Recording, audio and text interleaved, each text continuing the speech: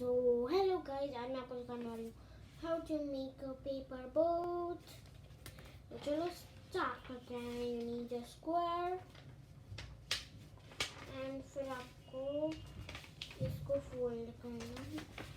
मैं बता देती हूँ, बीच में प्लस बनाना है, नहीं प्लस नहीं बनाना है सॉरी।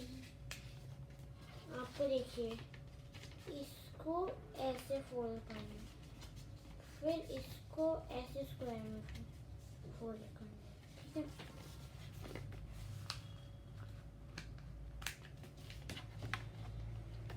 देखिए ऐसे।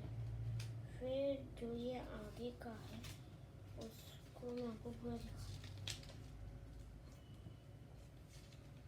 इसको आपको लेना है एंड नीचे फोल्ड करना है, अच्छे से फोल्ड कर दिया। अभी ऊपर वाले को भी फोल्ड, फिर इसको सीधा करके अंदर ऐसे करके हाथ से प्रेस करना है।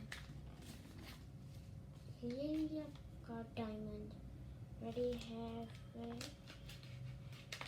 इसको ओपन करना है, चलो करते हैं ओपन।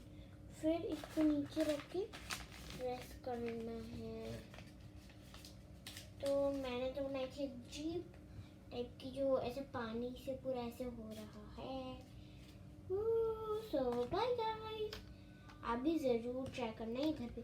और अगर आपको ये वीडियो अच्छी लगी तो लाइक करना, शेयर करना और सब्सक्राइब करना।